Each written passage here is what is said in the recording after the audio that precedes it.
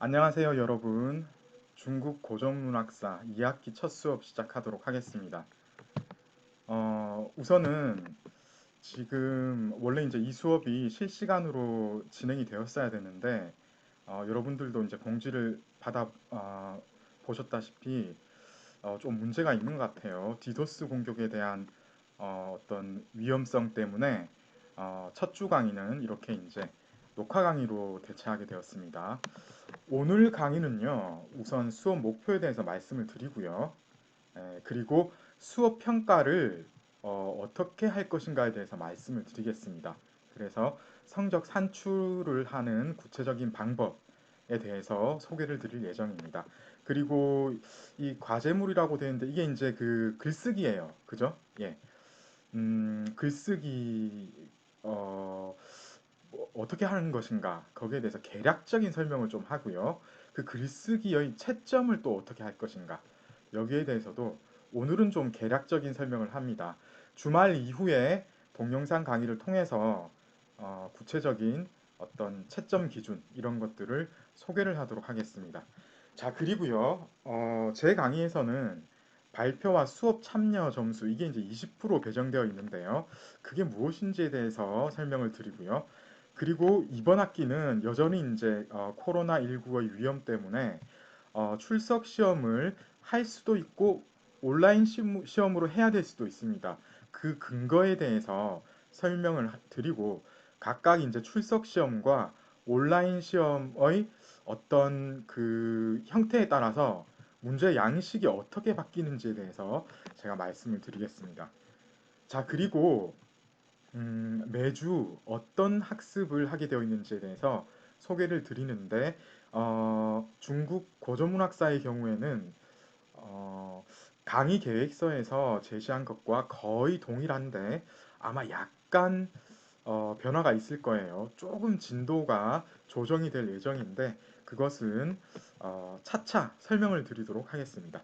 자, 그리고 수업 자료, 그러니까 교과서가 무엇인지, 교재가 무엇인지에 대해서 소개를 드리고 그리고 이제 수업 준비를 어떻게 하셔야 되는지에 대해서 제가 이제 말씀을 드리고 마지막으로 오는 목요일 다음 수업에는 무엇을 할 것인지 여러분들은 어떤 준비를 해야 되는지를 말씀드리고 오늘 수업을 마치도록 하겠습니다. 우선 수업 목표는 지난 1학기 수업 때 제시한 수업 목표와 완전히 똑같습니다. 중국 지리를 알아야 돼요. 그죠? 그래야지 중국 문화에 대한 심도 깊은 이해를 할 수가 있습니다. 당연히 역사를 알아야 되고 철학도 알아야 되고 그리고 이 과목의 타이틀이 제시하듯이 우리는 당연히 중국 문학을 이해를 해야 되는데 이것을 통틀어서 중국 문화를 이해해 보자. 이게 이제 우리 수업의 목표입니다. 그리고 이것은 인문학, 인문심화의 촉매가 될 것이라고 장담할 수 있겠습니다. 자, 우선 중국 문화가 여러분들 한국하고는 조금 다릅니다. 그죠? 한국 문화는 미국 문화하고 중국 문화의 어떻게 보면 약간 중간 지점에 있지 않습니까? 과거에는 중국 문화하고 중국과는 거의 결합이 되어 있는 그런 상태였고 상당 부분 중국 문화와 한국의 문화는 공유되는 부분이 상당히 컸습니다. 그렇죠. 어떤 지역적인 특수성을 제외한다면 중국 문화 그 자체가 한국 문화와 큰 차이가 없었기 때문에 사실상 우리가 중국 문화에 대해서 따로 공부할 필요는 없었어요. 사회적인 엘리트 기준으로 얘기를 하는 겁니다.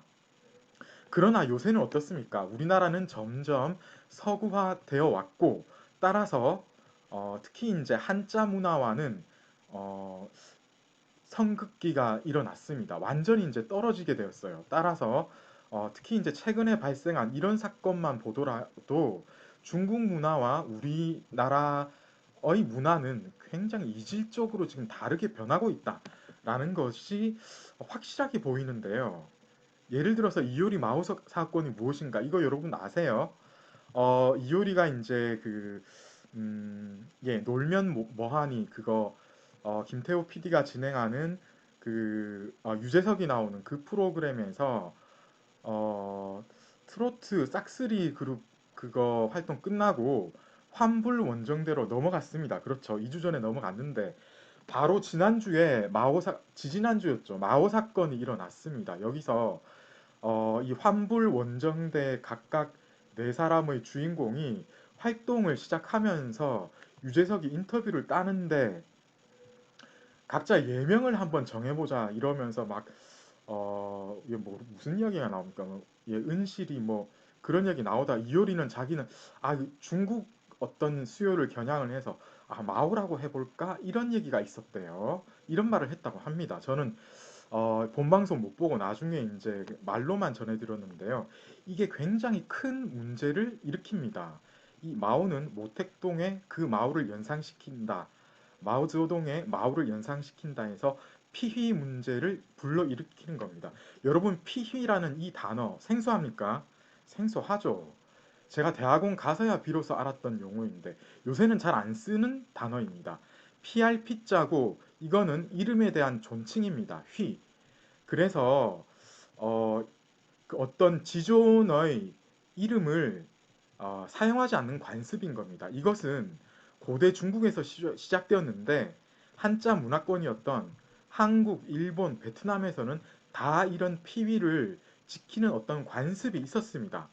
그러니까 휘라는 게 이제 지존의 이름, 군주의 이름이거든요. 그런데 이것을 옛날에는 무조건 피했어요.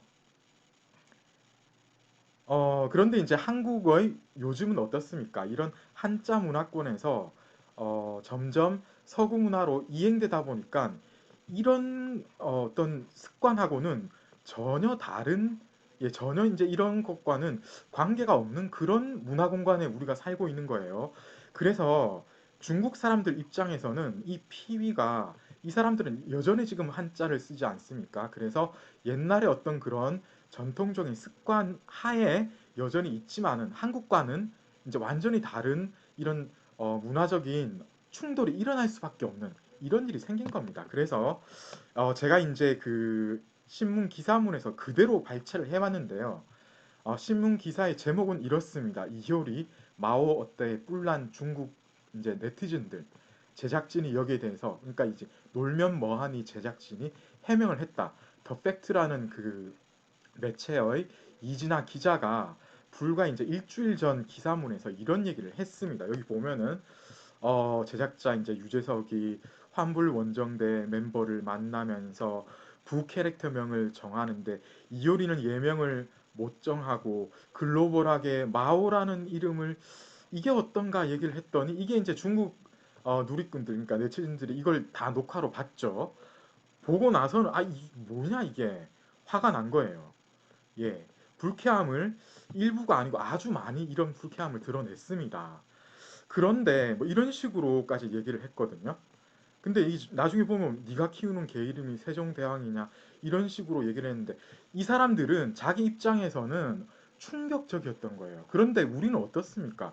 세종대왕 개 이름 하든 말든 아무런 문제가 되지 않지요. 그만큼 문화가 달라졌다는 겁니다. 여러분 아시겠죠?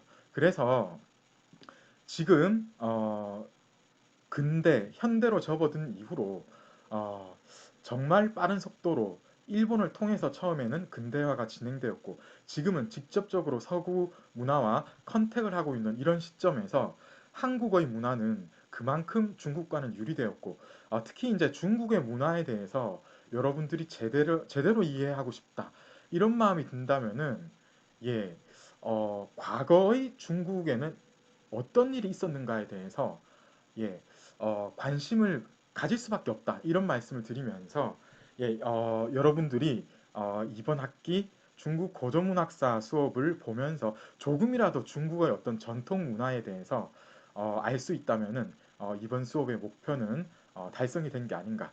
예, 이런 제 말씀을 전해드리면서 이번 수업 시작하도록 하겠습니다. 조금 쉬었다 가겠습니다.